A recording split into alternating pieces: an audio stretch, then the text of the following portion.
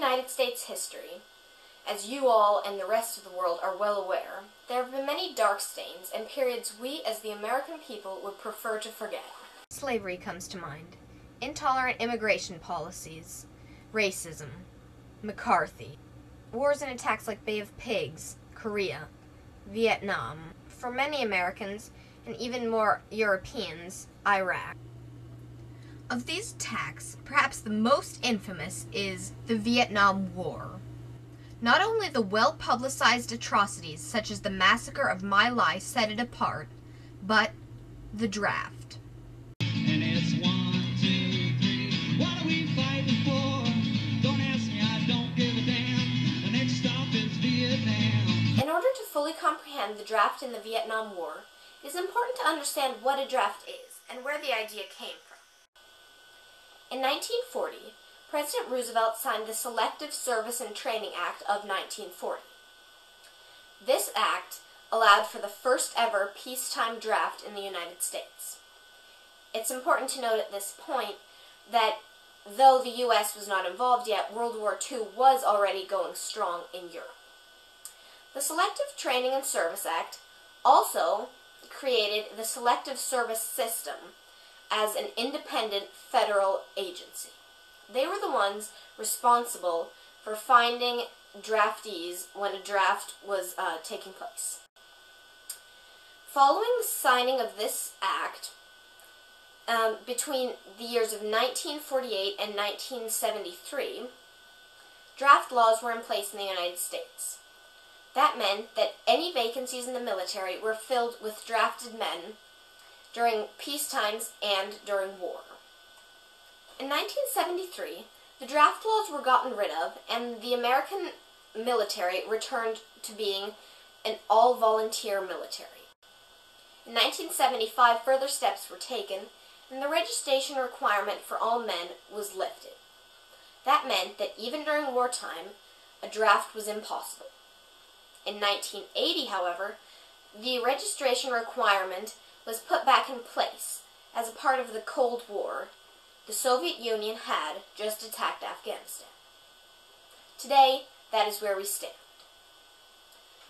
More importantly, however, during the years of the Vietnam War, which are safely between 1948 and 73, the draft laws were in place, meaning that during peacetime and especially during war, any man between the age of 19 and 26 was eligible to be drafted. The process of being drafted was simple and arbitrary. Here's how it worked. The first step was a so-called draft lottery. That means that 366 balls, each one containing a date of the year, were put into a large glass container as seen here. Representatives of the Selective Services Youth Advisory Committees drew the balls, and the order in which the dates appeared was the order in which men between 19 and 26 years of age were drafted. For example, the men born on September 14th, which was drawn first, were the first to be called upon.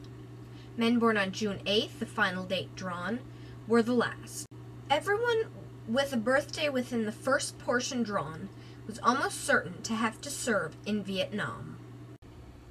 These men, born within the first dates, were then called in for a physical examination. Once they were deemed physically and mentally healthy enough to fight, they were sent a letter of induction. They had become soldiers, whether they liked it or not. But what if a draftee truly didn't like being drafted? Throughout the war, 209,517 young men were accused of violating draft laws. Some 360,000 were estimatedly never accused. In fact, in the years between 1971 and 1972, the AWOL, absent without leave, and desertion rates in the United States reached a peak. The Pentagon estimates about 1.5 million cases of desertion and AWL in the military during the Vietnam War.